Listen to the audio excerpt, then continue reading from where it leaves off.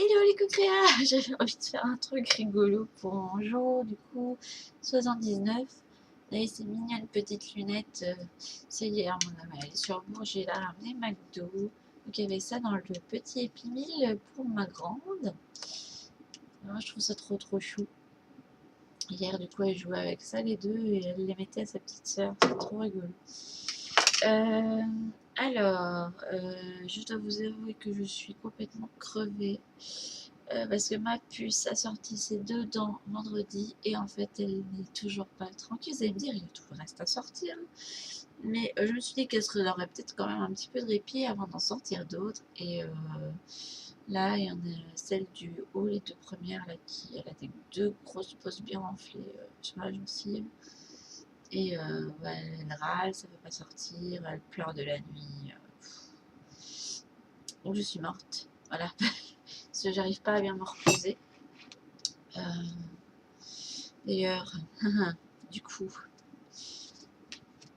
et alors du temps qui me disait prendre soin de moi encore une fois.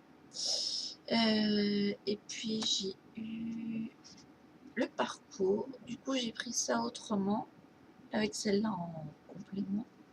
Parce que j'aime bien quand je prévois quelque chose, que j'ai des projets, j'aime que tout se mette en place et que j'ai tout de suite. J'ai tendance en fait à avoir le résultat avant de faire tous les pas pour y arriver. Et du coup, là, la carte parcours, il disait concentrez-vous sur le chemin parcouru et non sur ce qu'il vous reste à franchir. Vous trouverez de l'aide dans des endroits inattendus. Donc là, ce sera l'énergie de la licorne qui va me suivre du coup. Et je ne sais plus s'il mettait d'autres temps. Voilà, je suis un magnifique voyageur, rempli de courage, en route vers le plus grand bonheur qui soit. Aujourd'hui, j'apprécie le chemin déjà parcouru et tout ce que j'ai déjà vécu. Je suis reconnaissant pour mes compagnons de route. Je n'oublie pas que je suis venu sur Terre pour découvrir ce que j'ai vraiment envie de faire et pour être fidèle à moi-même. Je trouverai mon propre chemin et vivrai mon rêve. Voilà. Du coup, je suis plus ou moins les énergies de la semaine, donc je m'offre des plaisirs. Je me suis offert mon pack des Sims. Ce matin, j'ai décidé de déjeuner avec un muffin parce que mon homme a ramené sa décoursière. Donc, du coup, comme ma petite était avait de la fièvre, on a préféré ne pas la sortir, même si bon, c'était la plupart du temps rester en voiture et puis juste aller dans les magasins, mais je pense que ça suffisait pour la fatiguer et faire monter la fièvre du coup. Donc du coup, ben, j'ai pas pu profiter de faire un peu de shopping, mais c'est pas grave. Dire que c'est comme ça. Et mon homme a pensé à moi, il m'a ramené mes chocolats préférés. Je suis une grande amoureuse des chocolats Kinder, donc il m'avait ramené des Kinder, mais ceux en bâtonnet. Voilà, c'est un goût d'enfance pour moi, j'aime ça. Et il avait pensé à me ramener mon fromage préféré. J'arrête pas de lui dire que ça fait un bail que j'ai pu manger de Gouda et que j'adore ça. Et en fait, quand il a été faire ses courses, il en a vu et il en a pris. J'étais étonnée, d'habitude, il prend pas des trucs pour moi. Je crois que je l'ai traumatisé en fait avec. C'était avant-hier, j'ai pété un gros câble. Parce que je lui ai dit gentiment en fait, pendant les 15 jours, il était en congé, que ça serait bien qu'il quitte l'ordi pour qu'on passe des soirs ensemble. Et en fait, je me suis dit qu'en reprenant le boulot, qu'il serait crevé, donc il allait arrêter. Bah non, il continuait à y aller. Du coup, les filles commencent à en profiter parce que comme papa est complètement happé par son jeu vidéo, ben, il n'y a que maman pour les gendarmes et papa qui soutient pas derrière. Et ma grande en profite bien. Donc du coup, j'avais les 2 petites avec moi lorsque je leur faisais leur assiette pour manger. Et ben, ma grande ne regarde absolument pas ce qu'elle fait, donc elle trébuche souvent, elle tombe souvent, et puis elle va se mettre derrière moi, je l'entends pas, et moi je manque de lui crabouiller l'orteil, enfin. Donc du coup, j'ai un moment, après avoir dit plusieurs fois gentiment qu'elle retourne dans le salon avec papa, je comprends du coup qu'elle n'y allait pas, vu qu'il n'était pas présent pour pour elle non plus, du coup. Là, j'ai pété un gros câble. Quand je suis revenue en salon, je lui ai dit, mais tu vas lâcher cet ordi parce que...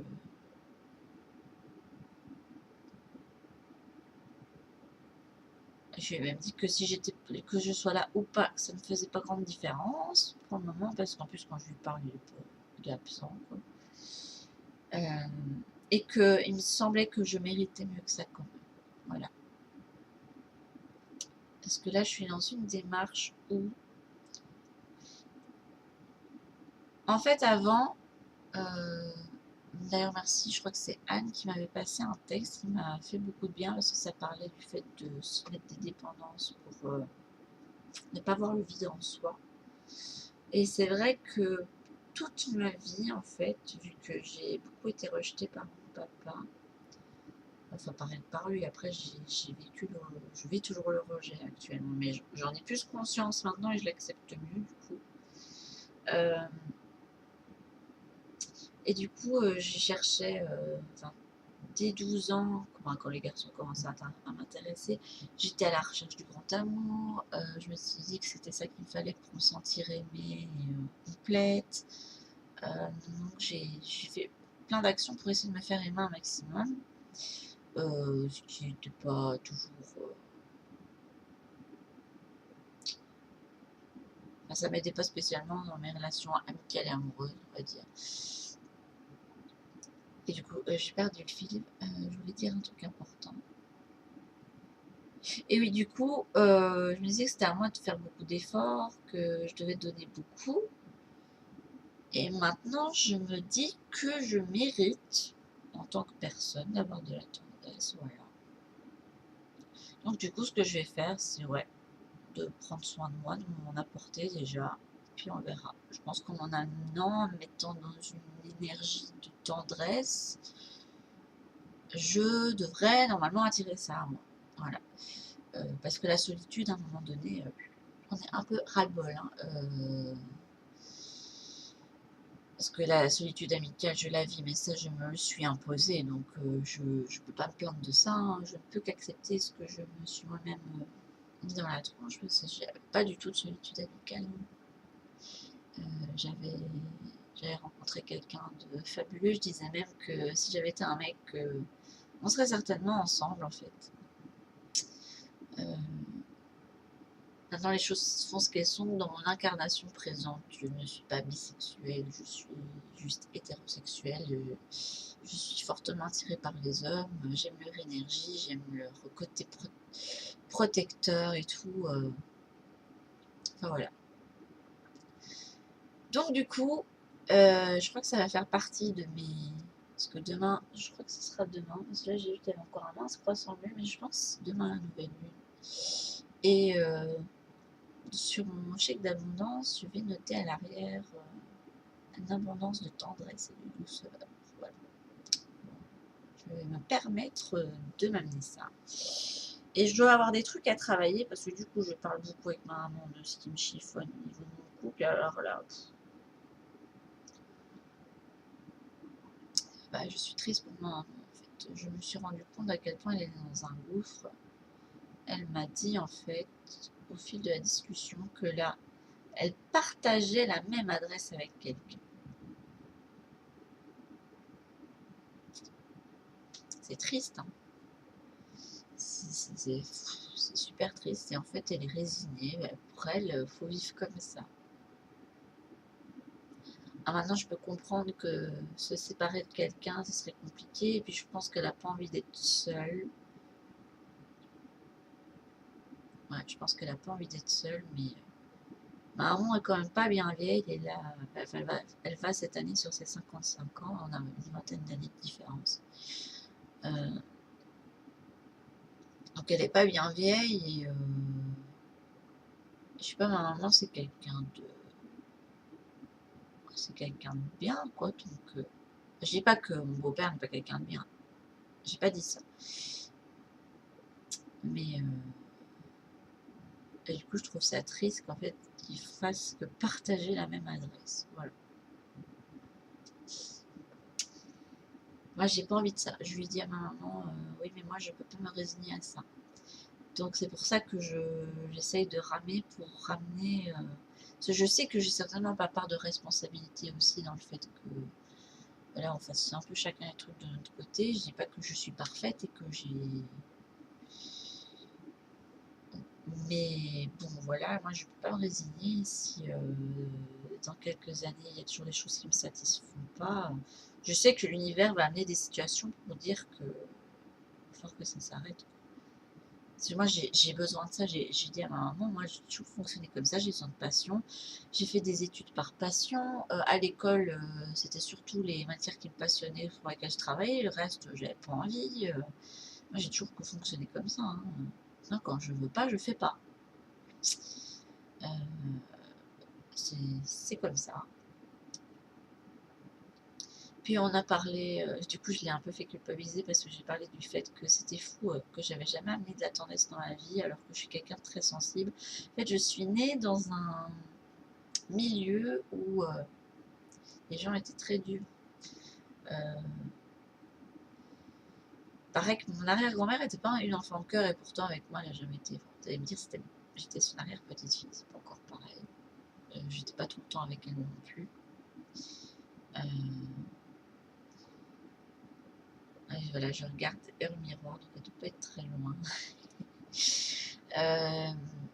Est-ce que je parle d'elle? Ma grand-mère apparemment n'était pas très tendre, ma maman s'est reçu beaucoup de gifles. Mon grand-père jouait avec les autres enfants mais pas avec elle.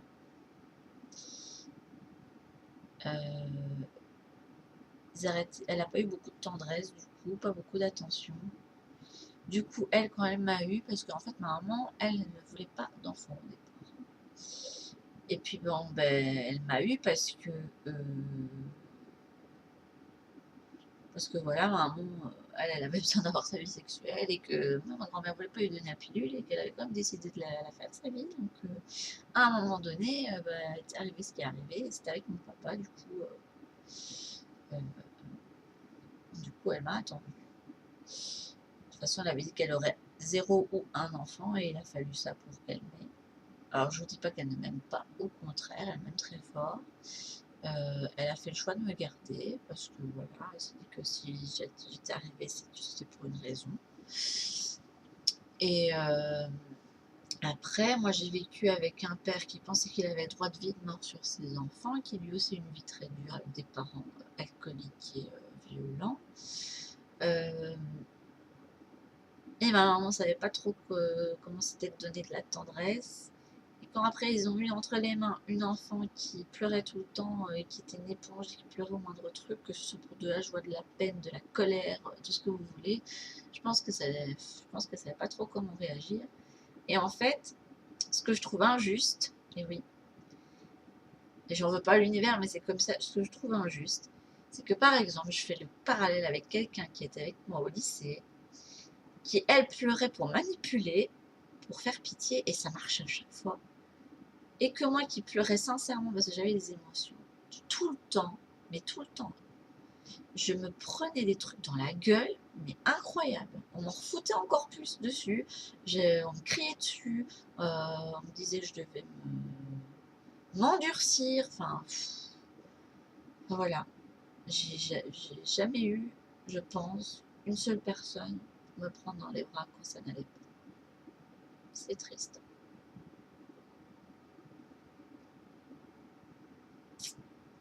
Voilà. Du coup, j'en souffre quand même beaucoup. Comme là, le dimanche, on a été faire un repas de famille pour l'anniversaire du grand-père de mon homme et puis ils ont fêté mes filles en même temps. Et à un moment, tout le monde se passait les salades pour l'entrée et moi, du coup, j'ai mangé que des betteraves râpées parce que c'est le seul truc que mon homme a bien daigné me passer. Le reste, tous les plats, ils sont passés de l'autre côté. Alors, vous allez me dire, j'ai ma part de responsabilité. J'aurais pu dire, ah, attendez, moi, j'ai pas eu, mais je sais pas. Je me suis encore remis en retrait. J'ai fait, ah, bon, bah, tant pis, je vais manger ce que j'ai là. Il n'y avait que sa tante, Isabelle, qui a dit, oh, n'oubliez pas de bien passer les plats, Sophie. C'est la seule qui a pensé, en fait. maintenant, je sais que je suis consciente que j'ai regardé tous les schémas de rejet. Et c'est vrai qu'à des moments, je me mets moi-même en retrait parce que voilà, je suis fatiguée et que le fait que j'ai l'impression d'être transparente, ça me fait souffrir. Voilà. Je pensais pas parler de ça au début, mais voilà, ça s'est sorti. Donc, c'est pas très joyeux. Hein. Mais bon, il n'y a pas que du négatif, au contraire. Là, je sais que là, j'ai besoin de tendresse. Alors, je suis sur quelqu'un qui est pas super tendre. Je sais pas s'il en a spécialement. J'ai du mal à cerner en fait mes beaux-parents, donc je sais pas si Gwen a reçu de la tendresse ou pas. En même temps, il a été un petit garçon et un préado très très compliqué. Donc je pense qu'ils étaient plus dans le conflit qu'autre chose. C'est pour ça qu'on n'aime pas trop les conflits d'ailleurs. Donc je sais pas si lui-même il sait ce que c'est de donner de la tendresse, s'il en a reçu ou pas. Je sais pas, je peux pas juger parce que je ne connais pas. Je ne sais pas du tout comment il a été élevé. Donc, enfin, là, c'est même pas une question d'être élevé, là, c'est de recevoir de la tendresse ou pas. En fait. Donc, j'en sais rien. Mais je sais pas, si jamais il devait arriver une tuile et que mon homme devait me quitter, ou qu'il devait. Enfin, j'espère pas qu'il me rejoigne et que lui arriver malheur. Si jamais je devais avoir un homme, je demanderais un homme tendre et protecteur. Voilà, ça me changera un petit peu. Quelqu'un qui comprend ma sensibilité, en fait. Là, j'ai l'impression de ne pas être comprise dans ma sensibilité. On n'arrête pas de me dire qu'il faut que je m'endurcisse, mais comme si j'étais pas armée, en fait, pour combattre la vie, alors que j'ai combattu tellement de choses déjà, mais par pudeur, je parle rarement de tout ce que j'ai vécu. Enfin, j'ai vécu quand même avec un père alcoolique, violent, qui défonçait les murs, qui prenait des couteaux, qui faisait des tentatives de suicide devant moi. Je dormais pas de la nuit. J'avais des cernes, mais jusque-là, j'avais des ulcères à l'estomac, j'avais même pas 9 ans. À l'école, j'ai vécu quand même le harcèlement. En fait, quand je suis arrivée au collège, le fait que j'étais, enfin grande, oui, j'étais grande pour l'époque parce que je faisais 1 mètre, je faisais ma taille actuelle en fait. Donc par rapport aux filles qui n'avaient pas encore tout à fait grandi, voilà, j'étais quand même grande. J'étais formée. Je me souviens d'un épisode où il y a plusieurs mecs de ma classe qui m'ont attrapée, hein, qui me touchaient les seins, quoi. J'ai vécu une forme de viol, quoi. Et avec tout le monde autour qui rigolait, les autres filles qui me disaient que c'était bien fait pour ma gueule, que je me défendais pas. Et allô, j'avais 4 mecs qui me tenaient, quoi. C'est des trucs que je comprends pas, enfin des trucs comme ça qui m'ont agressée. Euh,